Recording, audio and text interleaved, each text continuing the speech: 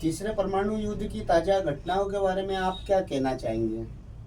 आइए हम इस मुद्दे पर बातचीत करें। सबसे पहले जो है कि सबसे बड़ी खबर ये है कि चीन सागर में अमेरिका और चीन का टकराव टला। उसके दो लड़ाकू विमान चीन और अमेरिका के एक साथ आ गए थे और मात्र 10 फीट की दूरी पर रुक गए। यदि वे आपस में टकरा जाते तो चीन और अमेरिका में परमाणु युद्ध छिड़ जाता, जिससे भारी विध्वंस होता। ये घटना टली। ये आज की ताज़ा घटना। एक दूसरी घटना ये हुई कि मिडिल ईस्ट में जो मुस्लिम कंट्रीज है उन्होंने अमेरिका के सैन्य बेस पर 16 हमले किए और इससे अमेरिका भी बेचैन हुआ और उसने आज मजबूरी में सीरिया और इराक पर ज़बरदस्त हमले किए। इसके हमले से इराक और सीरिया में बड़ी खलबली मची। अब सीरिया और इराक में जो हुआ है वो सारे आतंकी संगठनों पर ही हमले किए और उनके जो शस्त्रागार थे उनको सारा नष्ट कर दिया, ताकि अब भविष्य में किसी प्रकार का नया आक्रमण नहीं कर सके, नई घटना को अंजाम न दे सके। इजराइल ने आज गाजा में एक बहुत बड़ा काम किया। हमास के 7 कमांडरों को मार दिया गया। वे कमांडर कोई फर्स्ट ग्रेड के नहीं थे, सेकंड और थर्ड ग्रेड के थे, किंतु कमांडर थे। 7 कमांडर मारे गए और इसी बीच हमास ने मीर कासिम को नया हमास का कमांडर घोषित किया। ये सबसे बड़ी घटना हुई है। अब यूएन राष्ट्र संघ में आज एक बैठक हुई जो इजराइल ईरान युद्ध को लेकर। ईरान के विदेश मंत्री ने स्पष्ट कहा कि यह हमने आत्मरक्षा के लिए ये सारे काम किए हैं, ये हमले किए हैं और जो हमास ने जो भी काम किया है वो वैध है।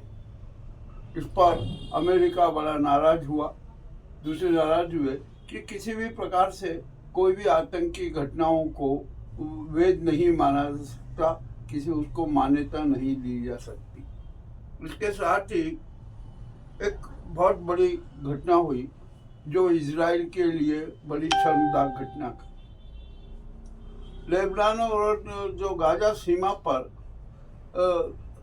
इजराइल ने एक जहरीली गैस छोड़ने के प्लांट लगा दिए, जो अपने आप में बड़ी विचित्र बात है। ये नरसंहार का प्रत्यक्ष साक्ष्य है।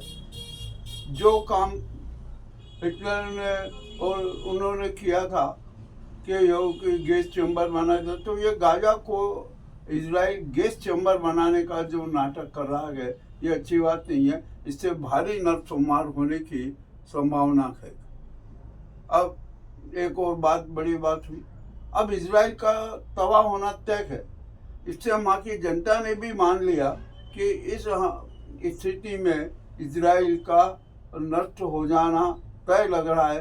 तो वहाँ का लाखों लोग इजराइल छोड़कर वहाँ से जाने लगे। काफी दिन पहले से ईरान बोल रहा है कि इसका नामो निशान धरती से खत्म कर देंगे। वो कर देंगे तो लाखों लोग बेघरवार हो गए। वे बेचारे जाए कहाँ? अब उनको कोई शरण देने के लिए भी तैयार नहीं है। ऐसी स्थिति में बहुत ही घातक स्थिति बन रही है और क्या होगा ईश्वर ही जाने। तो और इसके साथ ही और नई नई बातें भी सामने आ रही है कि ये है कि लेबनान में इजरायली सैनिक घुसे थे, हजारों की संख्या में घुसे थे, किंतु वहाँ की लेबनानी सेना के सामने वे टिक नहीं पाए और वहाँ से सब पलायन कर रहे हैं। सूत्रों का कहना है कि इजराइल के 12,000 से अधिक सैनिकों की मौत हो चुकी है या घायल हो चुके हैं। सच क्या है यह आंकड़ा बाद में आएगा कि वास्तव में कौन सच बोल रहा है और कौन झूठ बोल रहा है। और अभी नए नए प्रकरण सामने आते जा रहे हैं, नए नए हमले होते जा रहे हैं और अनेक प्रकार की नई नई घटनाएं। अभी रात बाकी है, इस रात में क्या क्या घटनाएं होती है ये भी हम आपको कल बता पाएंगे। आज जितनी हमें सूचना थी वो हमने प्रेषित की। पर अब एक बात तो तय है कि मिडिल ईस्ट में अमेरिका का रहना उचित नहीं है। किसी भी समय अनेक प्रकार के हादसे हो सकते हैं। अब तो जो मुस्लिम देश थे जो ईरान के विरोधी थे, अब वो भी ईरान के पक्ष में खड़े हो रहे। और एक जो मिस्र है, जॉर्डन है और कतर है, इन जगहों पर जो मुस्लिम राष्ट्र हैं और जो मुस्लिम आबादी है उनको शरणार्थी के रूप में शरण देना चाहिए थी, परंतु मिस्र ने, कतर ने और जॉर्डन ने तो वहाँ के मुस्लिमों को शरणार्थी शिविर में आने के लिए और शरणार्थी बनाने के लिए भी नकारा। जहरीली गैस का असर कितने देशों पे पड़ेगा? नहीं, जहरीली गैस का असर ये ज़्यादा वो नहीं पड़ता है, वो तो हवा के साथ चलती है। जहरीली गैस जिधर हवा होगी उधर चलेगी। मान लीजिए उन्होंने हमास के बंकरों में भेज दी, उधर छोड़ दी, तो जिधर की हवा होगी वो उधर जाएगी। इसका जहरीली गैस का प्रभाव सबसे पहले क्या होगा, एक तो आंखों में से आंसू खूब आने लगेंगे और आंखों के सामने अंधेरा छाएगा, धुआं जैसा होगा और दम घुटने जैसी वो हो जाएगी। तो कितने ही लोग दम घुटने से मौत के मुंह में समा जाएंगे। यह एक बहुत बड़ा नरसंहार का प्रमाण है और ऐसी घटनाएं हो रही है। इसका विश्व में प्रभाव नहीं पड़ेगा। विश्व का प्रभाव तो पड़ ही रहा है। जो है परमाणु संयंत्र, मिसाइल, ये वो सारे जो विस्फोट हो रहे हैं हमारे वातावरण को और पर्यावरण को तो पूरा ही नष्ट कर दिया। अब आगे ईश्वर की मर्जी है, सारी कमान उसके हाथ में है। हम तो इंसान हैं, सिर्फ परिकल्पना कर सकते हैं कि ऐसा होगा वैसा होगा, बस जो होना है वो तो उसके हाथ में है। परंतु ये बात सही है कि आज का इंसान नहीं रहा, उसमें इंसानियत नहीं रही, मानवीय मूल्यों के प्रति समर्पण नहीं रहा।